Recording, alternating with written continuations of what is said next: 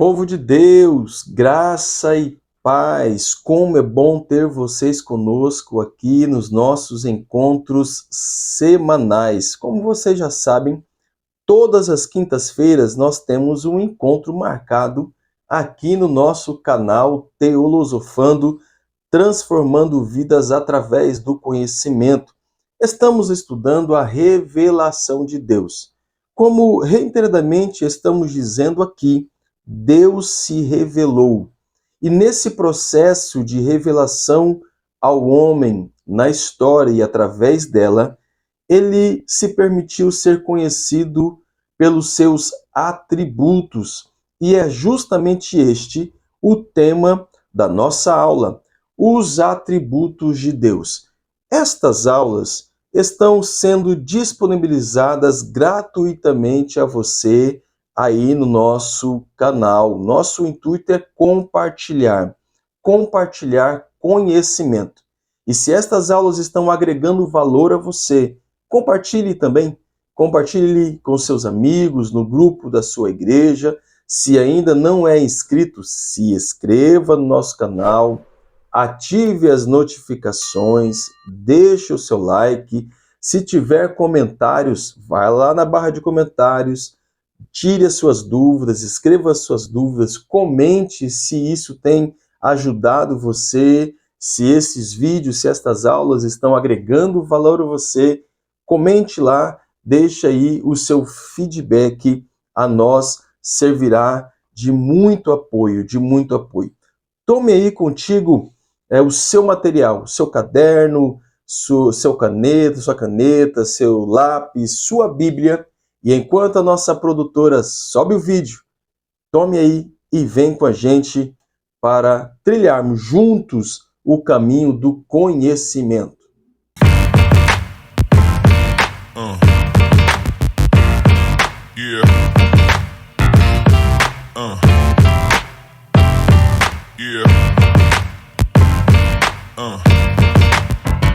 Maravilha! Eu gostaria de iniciar esta aula, como sempre fazemos, apresentando os nossos objetivos.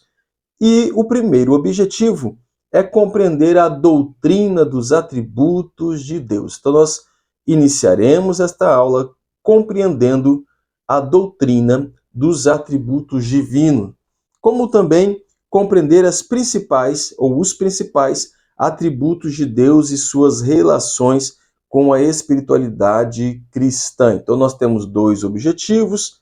Primeiramente, compreender a doutrina dos atributos e depois compreender quais são os principais atributos de Deus e como eles se relacionam com a espiritualidade do cristão. Mas afinal de contas, o que é atributo? Como podemos definir, conceituar qual o significado da palavra atributo? Atributo é aquilo que é próprio de um ser, é uma característica especial, é uma característica inerente ao caráter de um indivíduo.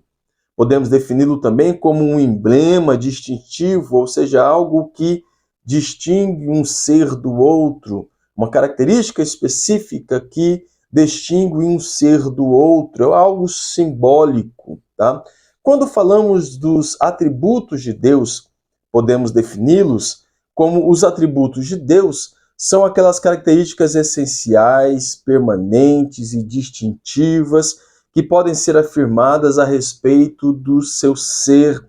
São perfeições e são características inseparáveis da sua natureza e que condicionam também o seu caráter. Ezequias Soares, lá na Teologia Sistemática Pentecostal, ele define atributo divino da seguinte forma: o atributo, no âmbito teológico, aplicado a Deus, é uma referência às suas características ou qualidades essenciais que descrevem quem ele é, o que faz e o que possui.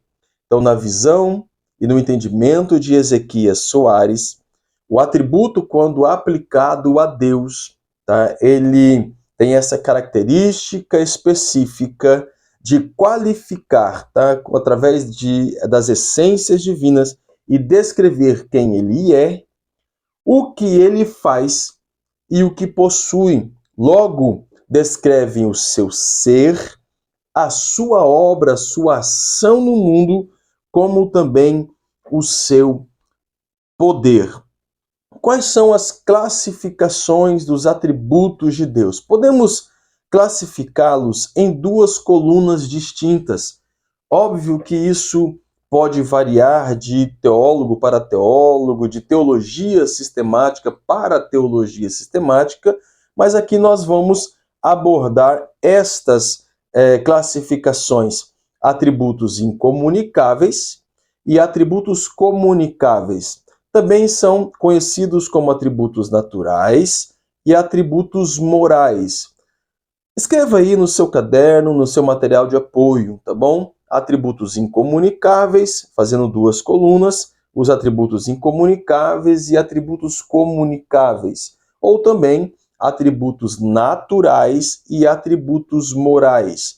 Quais são os atributos incomunicáveis ou atributos naturais de Deus? Eu quero citar apenas alguns. Onipresença, onisciência, onipotência, eternidade, imutabilidade, infinitude. São alguns dos atributos de Deus incomunicáveis, ou também chamados de atributos naturais. Na outra coluna, atributos comunicáveis ou atributos morais: a santidade, misericórdia, justiça, amor, fidelidade, bondade, criatividade. São alguns dos atributos comunicáveis ou também conhecidos como atributos morais de Deus. E a partir de agora, eu passo a explicar com mais detalhe o significado de atributos incomunicáveis e atributos comunicáveis, ou também atributos naturais e atributos morais. Os atributos incomunicáveis de Deus são aquelas características próprias do seu ser, dos quais ele não compartilhou com o homem, tá? Este ser criado à sua imagem e semelhança. Por isso definimos como atributos incomunicáveis, atributos que pertencem exclusivamente à essência de Deus, dos quais ele não compartilhou com a sua criação. Podemos citar a infinitude de Deus. Então coloque aí no seu material de apoio, escreva atributos naturais de Deus ou atributos incomunicáveis, e o primeiro que nós vamos observar é a infinitude. Isso significa não apenas que Deus é ilimitado, mas que ele não se deixa limitar. Então, quando nós estamos falando da infinitude de Deus, estamos falando de uma característica que é própria do seu ser, que significa que Deus não é apenas ilimitado, mas que ele não se permite ser limitado por alguém. Diz respeito ao espaço, ao tempo, ao conhecimento e ao poder. Eu gostaria de ler uma referência com vocês que encontra-se no livro de Romanos, capítulo 11, versículo 33 ao 36, que é uma doxologia, é um hino de adoração qual Paulo registrou ao escrever à igreja que estava em Roma. Ele diz assim em Romanos 11, 33, ó profundidade das riquezas, tanto da sabedoria como da ciência de Deus, quão são insondáveis os seus juízos e quão inescrutáveis os seus caminhos. Porque quem conheceu o intento do Senhor, ou quem foi o seu conselheiro, ou quem lhe deu primeiro a ele para que lhe seja recompensado? Porque dele, por ele e para ele são todas as coisas. Glória, pois, a ele eternamente. Amém. Paulo está apontando para um Deus que é infinito, nada limita o nosso Deus, nem o espaço, nem o tempo, nem o conhecimento e nem o poder. Glória a Deus por isso. Anote aí também a referência de Jó, capítulo 11, do 7 ao 11. Jó, capítulo 11, do versículo 7 ao versículo de número 11, também aponta para a infinitude do nosso Deus. Eu gostaria também de citar outro atributo, que é o atributo da eternidade. Miller Erickson escreveu assim: o fato de Deus não ser limitado pelo tempo significa que o tempo não se aplica a ele. Ele existia antes de começar o tempo, conforme o salmista disse no livro dos Salmos, de número 90, versículo 1 e versículo 2. Então, o tempo não se aplica ao nosso Deus. O conceito de tempo é um conceito exclusivamente humano, tá bom? Humano. O tempo não se aplica ao nosso Deus. E Ezequias Soares, ao falar também da eternidade de Deus, ele diz assim: a ideia filosófica de eternidade não está clara no Antigo Testamento. Contudo, quando se refere a Deus, o conceito é de duração infinita de tempo, sem início nem fim. A eternidade denota que Deus é livre de toda distinção temporal, de passado ou futuro. Não teve começo, nem terá fim em seu ser ilimitado, eternidade.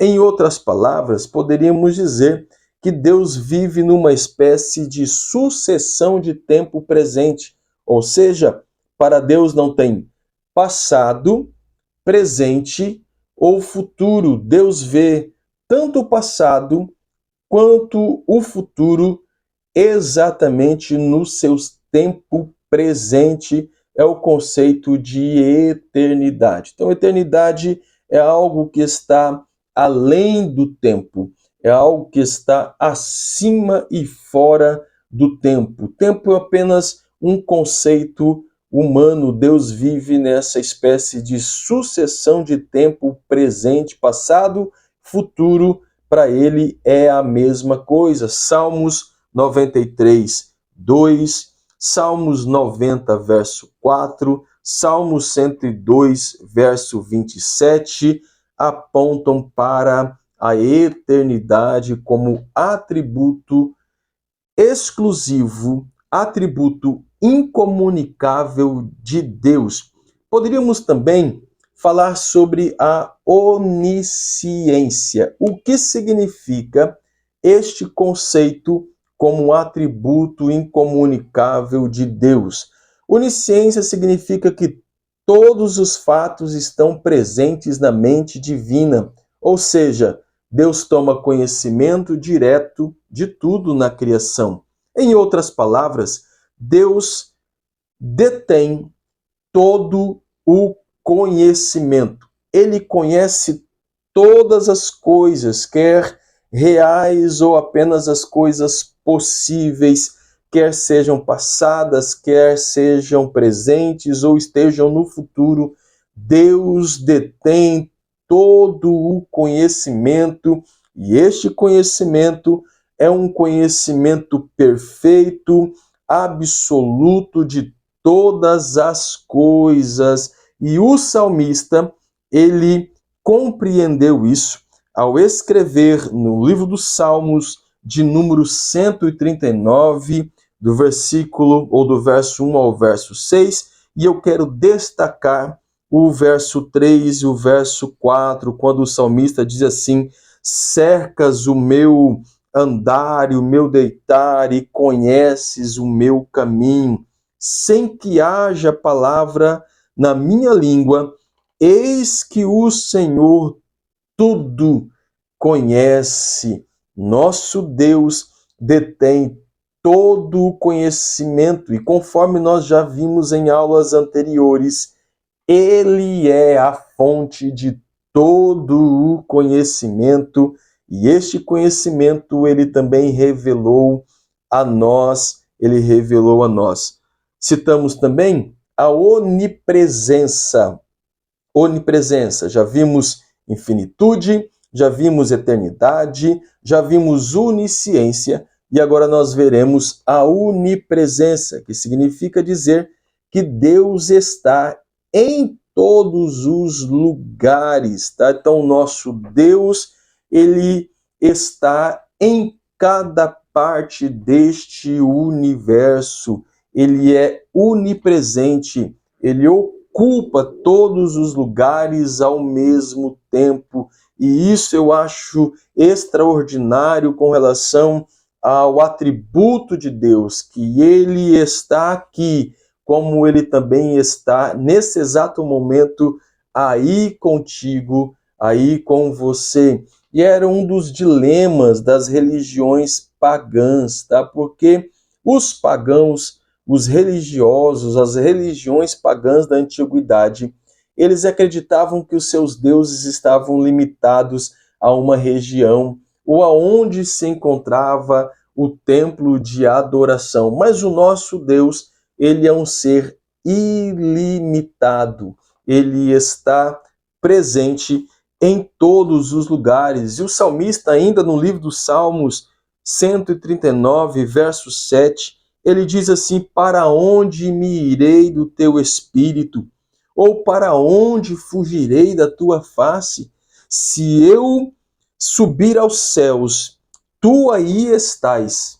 Mas também se eu fizer no céu, no inferno, na sepultura minha cama, eis que tu ali estás também. Ou seja, Deus está em todos os lugares.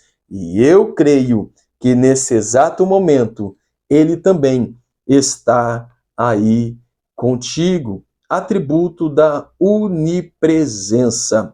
Nós temos um outro atributo, que é o atributo da onipotência. Deus detém em suas mãos todo o poder. O nosso Deus é soberano nos céus e na terra. A Ele pertencem todo o poder, toda a glória. Lutero e Calvino interpretavam a onipotência de Deus como o poder divino mediante o qual Deus é criativo também em todo momento, em todas as coisas e através de todas elas. Deus detém todo o poder. Salmo 139, verso 16, o salmista diz: os teus olhos viram o meu corpo ainda informe, e no teu livro todas estas coisas foram escritas, as quais iam sendo lidas dia a dia, formadas, quando nem ainda uma delas havia. Então Deus tem todo o poder, atributo da onipotência. São apenas alguns atributos que nós estamos estudando aqui.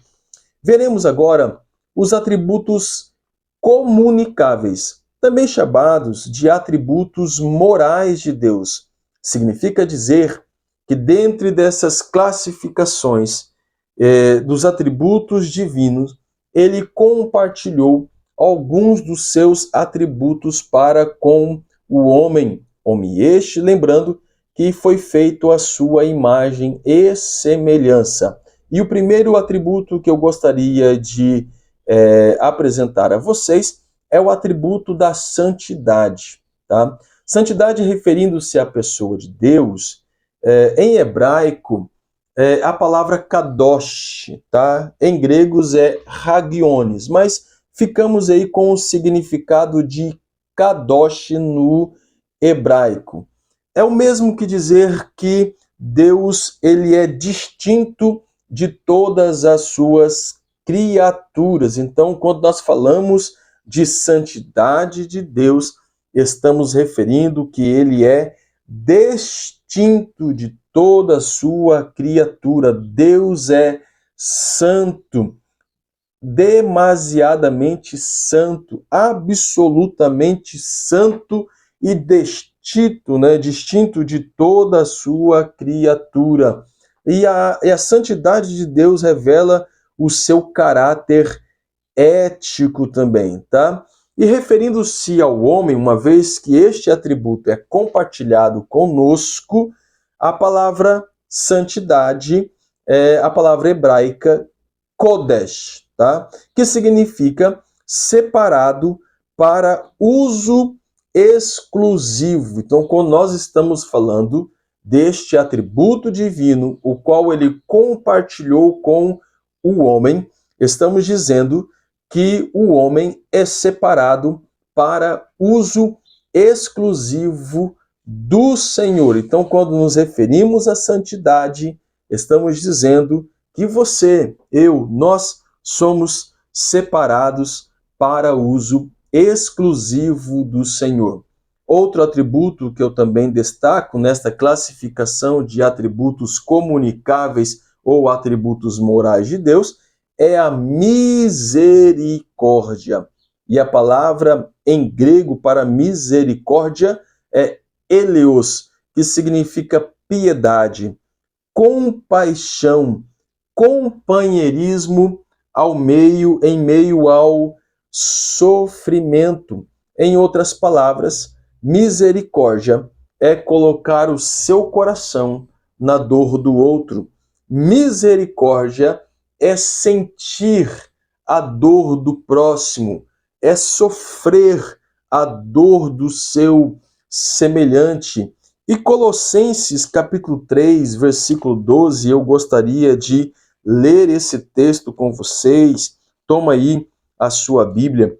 Colossenses 3,12, o apóstolo Paulo diz assim: revesti-vos, pois, como eleitos de Deus, santos e amados, de entranhas de misericórdia, de benignidade, humildade, mansidão e longanimidade. E ele conclui: suportando-vos uns aos outros e perdoando-vos uns aos outros. Esta ideia de suportar é servir de suporte, tá?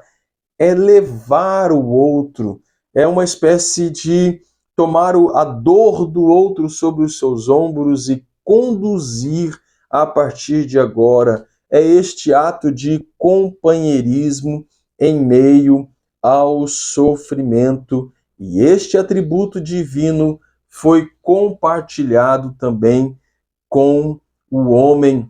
Este homem, mais uma vez, eu reitero, formado à imagem e semelhança de Deus, tá? Entranhas, tá, de misericórdia são considerados como a fonte de bondade e de desejo nas Escrituras, conforme aí as referências de Gênesis 43:30, Lamentações 1:20, Filipenses 1:8. Posteriormente, você pode estar fazendo a leitura dessas referências aí também, até mesmo como devocional na sua casa, tá? E o último atributo divino compartilhado conosco, que eu gostaria de fazer referência, é o amor, tá? E significa dizer que o amor em Deus é ele dando-se a si mesmo e dando tudo quanto é bom às suas criaturas, com o fim de possuí-las na mais íntima comunhão consigo mesmo. Diz respeito à sua predisposição inata de doação e sacrifício. O amor de Deus é um amor doador, é um amor sacrificial. Basta lembrarmos de João 3,16, quando o texto diz: porque Deus amou o mundo de tal maneira que deu o seu único filho, para que todo aquele que nele crê não pereça, mas tenha a vida eterna. Portanto, este amor é um amor doador, é um amor sacrificial. E como é manifesto o amor de Deus através de nós, através do sacrifício, deste ato de doar a si mesmo, conforme a referência de 1 João 4,9. Acerca do perdão, então, amar também é perdoar, Isaías 55,7. E também este amor divino vem pelo ato de correção, Hebreus 12, do 6 ao 11. E Deus nos amou e colocou em nós este atributo tão importante, principalmente para a nossa geração, principalmente para a pós-modernidade, o amor. Paulo, ao escrever aos Romanos, no capítulo 13, versículo 8, ele diz: a ninguém devais alguma coisa, a não ser o amor com que vos ameis uns aos outros. E este amor, como atributo divino, moral e compartilhado conosco, fala de sacrifício. Este amor fala de perdão. Este amor fala de entrega. Tá bom? Esta foi mais uma das nossas aulas e eu espero que você tenha gostado. E se ficou alguma dúvida, deixe aí nos nossos comentários, escreva para nós, que estaremos, à medida do possível, aí, sanando qualquer dúvida também. Bom? Que Deus em Cristo Jesus vos abençoe. Eu vos aguardo para o nosso próximo encontro, a nossa próxima aula, quinta-feira que vem. Já deixa agendado aí. Até lá. Deus os abençoe.